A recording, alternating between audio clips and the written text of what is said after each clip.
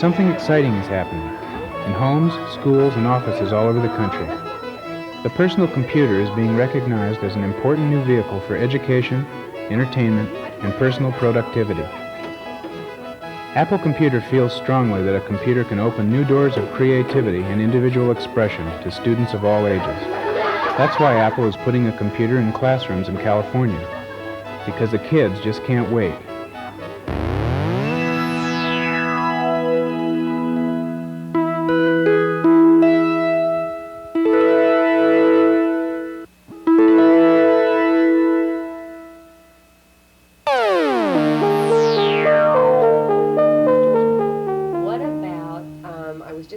In this videotape, we've brought together a group of teachers and administrators whose computer experience ranged from a few months to a few years.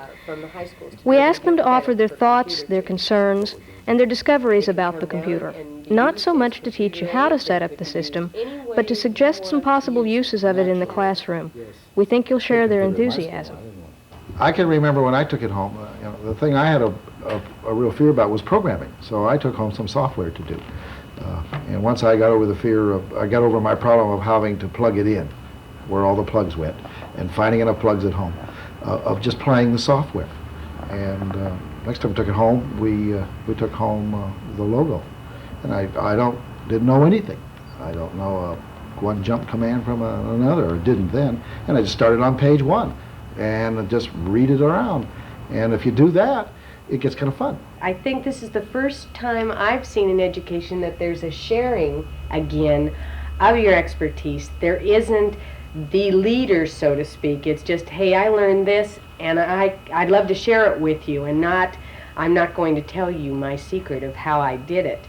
And then that person can be used to help another school, so that there is this networking again. I think you brought up something there, Jenny, that I think is important, and I think most of our schools that started with one teacher was the one that wanted to use it, and that's the person that starts with it, and they have a successful experience and something exciting happens in that classroom, so the teacher next door says, hey, how come your kids don't want to go out for recess? Show me what you're doing. And so it's like a little piece of yeast in a great big bowl. That one teacher becomes the catalyst. One of the things that I find that teachers find worrisome is whether it's going to take their place. And I think they've become most comfortable in terms of using software that provides that patient drill and practice that the computer can do, because it's very patient. It will wait while a child makes a mistake, and it will correct him in a way that will make him feel bad and allow him to do it till he gets it right. I think one of the fears that I've seen is that there's been a reluctance, because here comes another new thing, and I've already got everything crammed into the day. I don't have another minute to use. But we use this to fill in, to do something that I'm already doing, but in a new way, that's going to excite the kids in a way that they never have.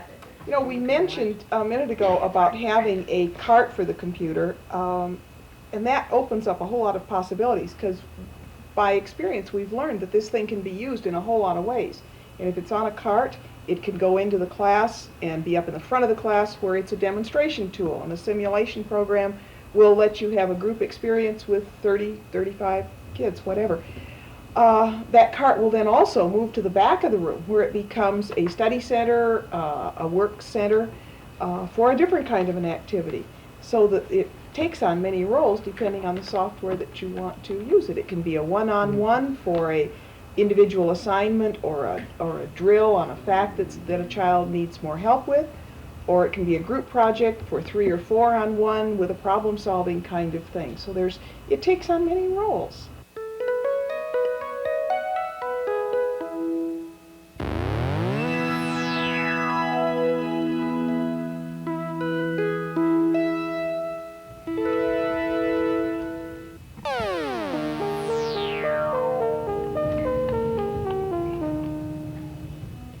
Kids and computers are drawn together like magnets.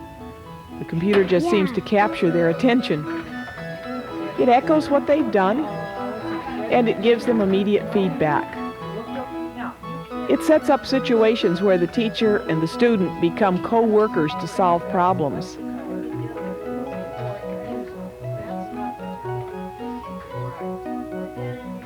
Of course, it doesn't replace the paper and the pencil. It will never replace the book. But it does create situations where teachers and students work together to solve problems and to learn together.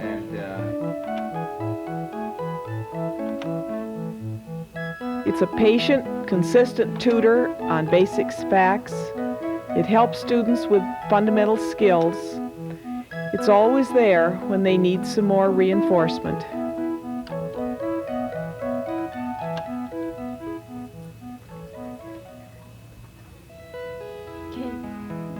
Even a spelling game will totally capture their attention.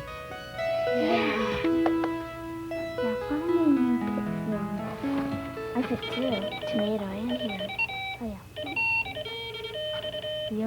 1, 2, 3, 4, 5, 6. One of the beauties of the computer is its total patience.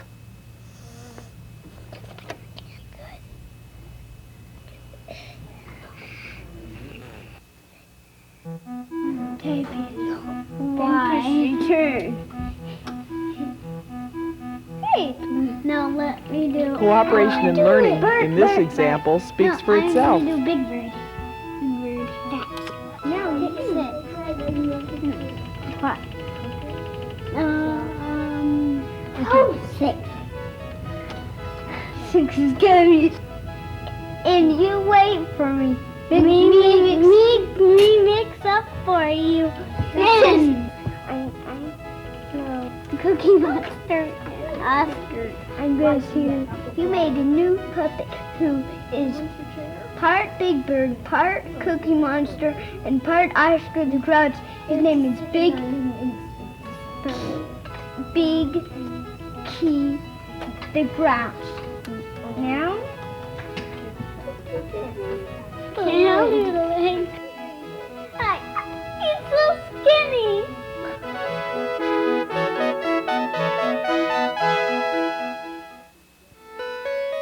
Just as younger children use the computer to learn fundamental skills and ways of working together, older students have other needs and learn to use the computer as a tool and to develop logical thinking and problem-solving skills.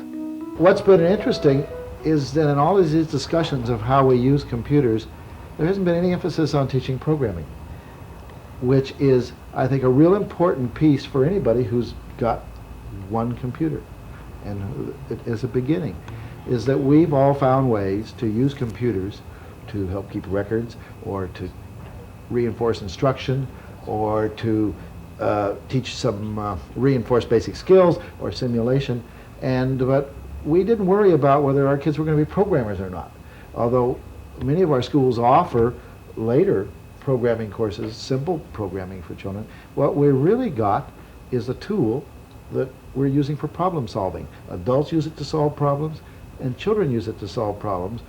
One of the things that I've seen, though, that even though we're not into programming, is that programming is so logical that the computer has to be logical. And in using it, whether it's into programming or whether it's just following the software as it goes through, the kids are beginning to learn a logical process of thinking. And that, of course, leads into one other thing, word processing, which I think is a really important thing that we ought to be talking about a great deal, because the whole idea of teaching children how to edit their material on a microcomputer, just on a computer, is it releases the creative juices when kids realize that they don't have to copy it over every time they do it.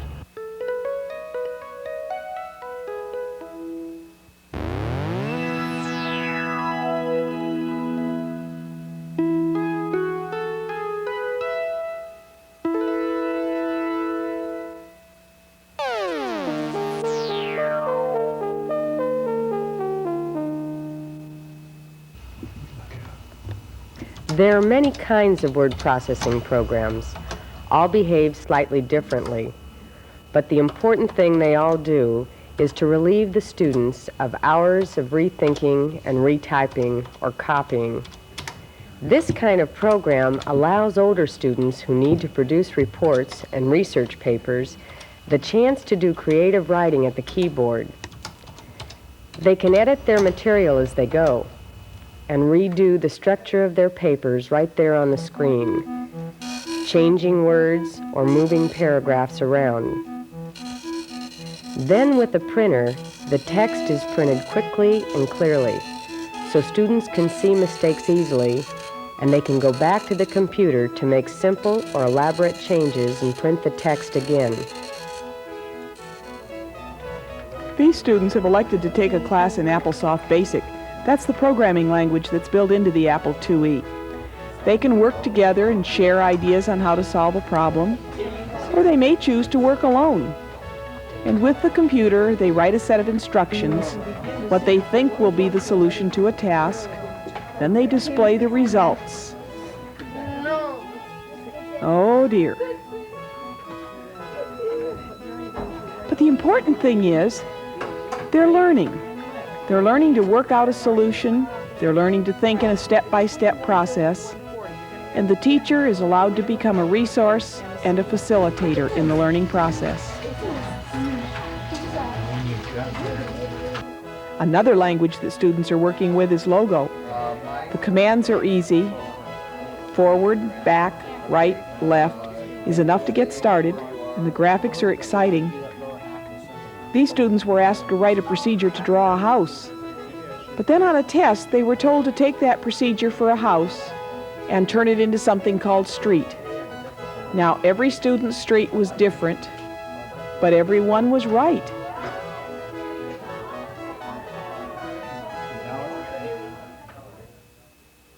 Now, graphics isn't all there is to Logo. It's an interesting tool to explore math, physics, and chemistry in high school and college. Almost like I'd like. One of these students had never worked with a computer before, but in a matter of a half an hour or so, she had learned from her friend enough to make elegant shapes with Logo, 50, and to learn about the computer in the process. 60. Okay, you want a spiral? Okay. Sure. Now. 2 S D R O. You spelled it wrong. I know. Oh well, leave it like that. Too spree. Okay.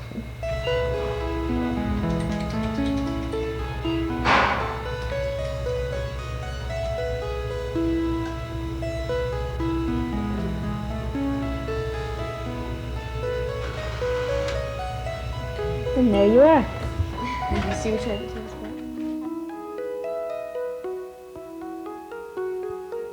I think we've touched on some of the uses we've found for the computer, with the younger children and the older kids.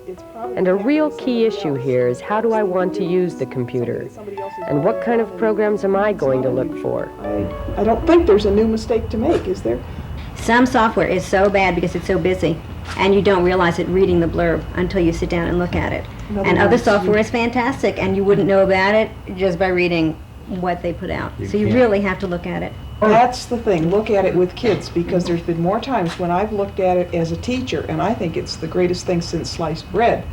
But then you put kids on it, and they see something you don't see, and the best looking program to an adult may miss the mark with kids. You can take a piece of software, and even though it's labeled as social studies, it also can be language arts, because the children are reading. It leads to a writing activity. I think the teacher needs to take all the expertise that he or she already has and apply that, take that piece of software, use it in every subject area, take it across the disciplines, use it as part of your pre-writing, use it as your oral language, use it in your science. It's social studies. How would you apply this out in the field? Russ's comment about the library led me to some of the things that Ron and I have been doing with management. The librarian uses it to keep track of all of her library books, and they're overdue, and now it's taking her 2 hours a week instead of 2 hours a day to keep track of overdues. You can keep class lists. Teachers are doing record keeping for grades, especially in junior and senior high. We keep class lists. Secretary uses it for word processing. So there's a number of things that can be done with it when it's not in the classroom. Piece of software that is great for me because it fits what I'm doing may not work for you because you're not doing the same thing I am. So it's looking at what your needs are and finding where it fits your particular situation.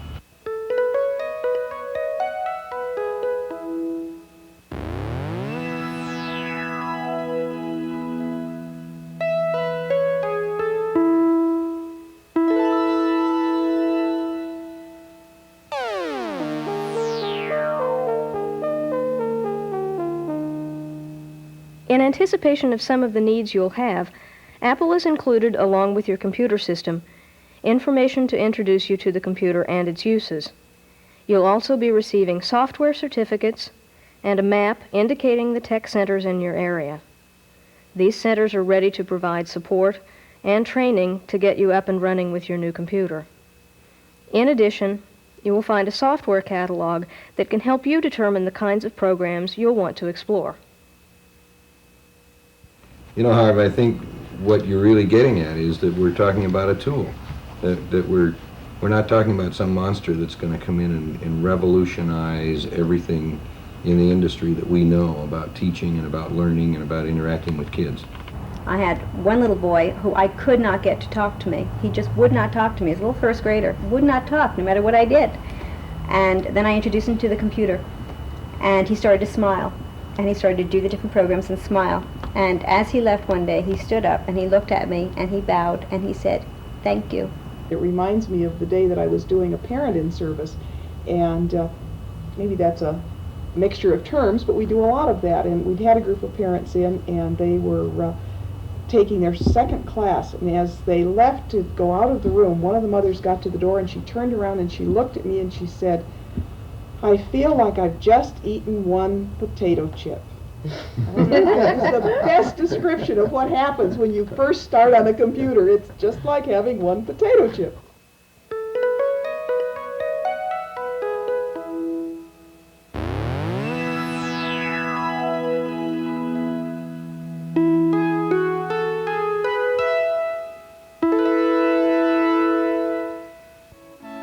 In the best of all possible worlds, learning is fun, challenging, and enthralling.